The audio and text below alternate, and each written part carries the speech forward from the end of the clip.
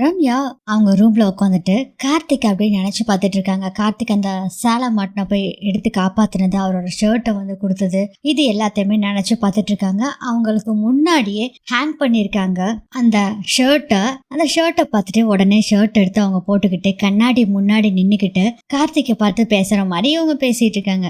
நீங்கள் ஃபர்ஸ்ட் டைமாக எனக்கு சாரீ எடுத்து கொடுத்தீங்க, ஆனால் அது கிழிஞ்சு போச்சுன்னு சொல்லி மனசு ரொம்ப கஷ்டப்பட்டுட்டு இருந்தது. ஆனால் நீங்கள் இந்த சட்டை எனக்கு போட்டு விட்டீங்க பார்த்தீங்களா, அதுக்கப்புறம் அதை விட எனக்கு ரொம்ப சந்தோஷம் ஆயிடுச்சு, இதுதான் எனக்கு பெரிய சந்தோஷம் அப்படிங்கிற மாதிரி சொல்லிட்டு கண்ணாடியில் கார்த்திக்கு மேலே தோலை சாஞ்சுக்கிற மாதிரி அந்த சட்டையில் அப்படியே சாஞ்சுக்கிட்டு ரொம்ப ஃபீல் பண்ணிட்டு இருக்காங்க. அந்த சீன் கட் ஆகுது. அடுத்தது இன்னொரு வீடு இருக்குது, அங்கே போகலான்னு சொல்லி அபிராமி சொல்லியிருந்தாங்களா, அந்த வீட்டில் எல்லாம் ரெடி பண்ண சொல்லியிருந்தாங்க. ரெடி ஆயிடுச்சு, அவங்க வீட்டுக்கும் போயாச்சு. செம்மையாக அலங்காரம் பண்ணியிருக்காங்க. இதெல்லாம் பார்க்குறாங்க அபிராமி, அருணாச்சலம். அருண் கிட்ட வந்து சொல்றாங்க, என்னடா அருண் அதுக்குள்ள இவ்வளவு சூப்பரா பண்ணிட்ட அப்படின்னு அபிராமி சொல்றாங்க. அருணாச்சலம் சொல்றாங்க, எப்படா ஒரு நாட்ல இப்படி பண்ணிருக்க? அப்பா அதெல்லாம் ஒன்னும் பிரச்சனை இல்லப்பா, ஆட்கள் இருக்காங்க, அவங்க கிட்ட சொல்லி செஞ்சாச்சு, இதுல என்னப்பா இருக்கு பிரச்சனை, அதெல்லாம் ஒண்ணும் இல்ல அப்படின்னு சொல்லிட்டு இருக்கும் போதே கார்த்திக் வராரு. கார்த்திக் வந்து பேசிக்கிட்டு நான் போயிட்டு வரட்டுமா அப்படின்னு கேக்குறாங்க. வேலைக்கு போகணும் அப்படின்னு சொல்றாங்க. அதுக்கு அபிராமி சொல்றாங்க, இல்ல கார்த்திக் இன்னைக்கு பூஜை இருக்கு, அதனால இன்னைக்கு லீவ் போட்டு வீட்டுல தங்கு அப்படின்னு சொல்றாங்க.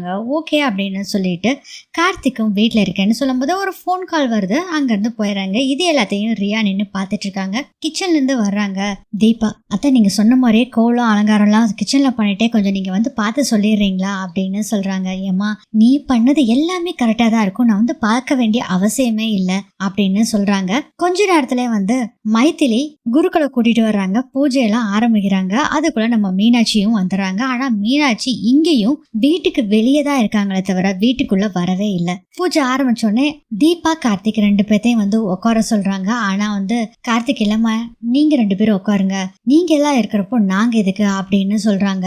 தீபா சொல்றாங்க, ஆமாத்த நீங்க தான் வயசுல மூத்தவங்க, நீங்க தான் உட்காரணும் அப்படின்னு சொல்றாங்க. சரின்னு சொல்லிட்டு அபிராமி அருணாச்சலம் ரெண்டு பேரும் உட்காந்து பூஜை ஆரம்பிக்கிறாங்க. பூஜையும் முடியுது. பூஜை முடிஞ்ச உடனே அப்புறம் பணம் எல்லாம் கொடுக்குறாங்க குருக்களுக்கு. அவர் வாங்கிட்டு அங்க இருந்து போயிடுறாங்க. பால் காய்ச்சிடலாம் அத்த அப்படின்னு சொல்றாங்க தீபா. அதுக்கு ஆனா அபிராமி ஆக்சுவலா என்ன சொல்றாங்கன்னா, இல்ல தீபா நீ பால் காய்ச்சு, அந்த வீட்டுல நான் தான் பால் காய்ச்சினேன், எல்லா வேலையுமே நான் தான் செஞ்சேன், ஆனா இந்த வீட்டுல நீ தான் எல்லாமே செய்யணும், நீ தான் பால் காய்ச்சணும், அது மட்டும் இல்லாம இந்த வீட்டோட பொறுப்பு எல்லாத்தையுமே உனக்கு தான் கொடுக்க போறேன் அப்படின்னு சொல்றாங்க. அதை கேட்டோட தீபா சொல்றாங்க, அத்தா அதெல்லாம் வேண்டாம் அத்தா, வீட்டு பொறுப்புலாம் எவ்வளவு பெருசு, என்னால முடியாதத்தா, அந்த பொறுப்பு உங்ககிட்ட இருக்கிறத பெட்டர், நீங்க தான் நல்லா பண்ணுவீங்க அப்படின்னு சொல்றாங்க.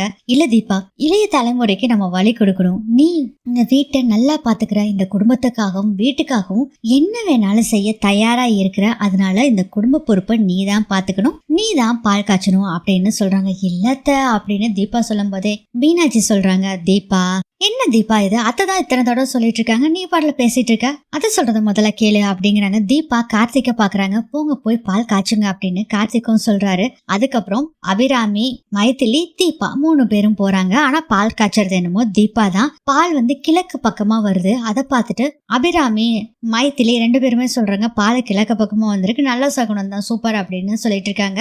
அபிராமி சொல்றாங்க, நீ பாலை சாமி கிட்ட வச்சு கும்பிட்டு எல்லாத்துக்கும் பாலை கொண்டு வந்து கொடு அப்படின்னு சொல்லிட்டு போய் ஹால்ல உட்காடுறாங்க. அதுக்கப்புறம் தீபா, மைத்திலி ரெண்டு பேரும் பாலை எடுத்துட்டு போய் பூஜா ரூம்ல வச்சு சாமி கும்பிட்டு எல்லாத்துக்கும் பால் கொண்டு வந்து கொடுக்குறாங்க.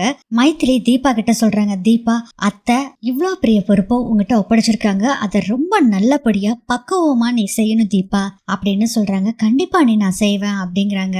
ரியாக்கா என்னமோ செம்ம காண்டு, இந்த வீட்டோட மருமகன் நானு, ஆனா எனக்கு எந்த பொறுப்புமே கொடுக்கல, எங்கிட்டதான் எல்லாமே கொடுக்கணும், ஆனா எதுவுமே செய்யாம அவகிட்ட கொண்டு போய் கொடுக்குறாங்க. அதுவும் இந்த கிராமத்துல இருந்து வந்திருக்காளே அவகிட்ட கொண்டு போய் கொடுக்குறாங்க. இந்த சமயம் பார்த்து இந்த ஆனந்த் வேற எங்க போனான்னு தெரியல ச்சே அப்படின்னு சொல்லி பயங்கர கடுப்புல இருக்காங்க.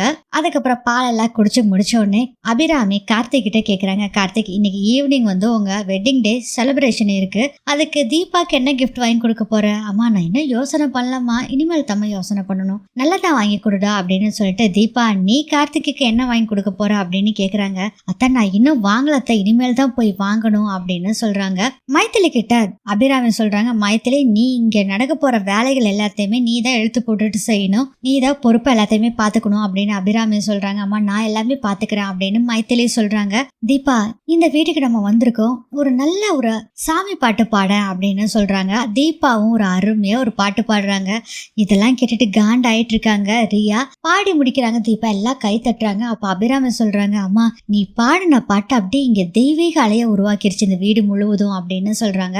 அருணாச்சலம் சொல்றாங்க, அம்மா வர வர உன்னோட பாட்டு, உன்னோட வாய்ஸ் எல்லாமே வந்து மெருகேறிட்டே போகுது. நீ ஒரு பெரிய லெவலுக்கு வருவ, வாழ்த்துக்கள் அப்படிங்கிற மாதிரி அவங்களும் சொல்றாங்க. கார்த்திக்கு ஒரு ஃபோன் கால் வருது. அவர் முன்னாடியே போயிடுவாரு. இவங்க பாட்டு பாடுறத வந்து அவர் கேட்கல. அவர் ஃபோன் பேசுறதுக்காக போயிடுவாரு. அருணாச்சலம் சொன்னோடனே வந்து ரொம்ப தேங்க்ஸ் மாமா அப்படின்னு சொல்லிட்டு இருக்காங்க தீபா. இதோட இந்த எபிசோட் முடியுது.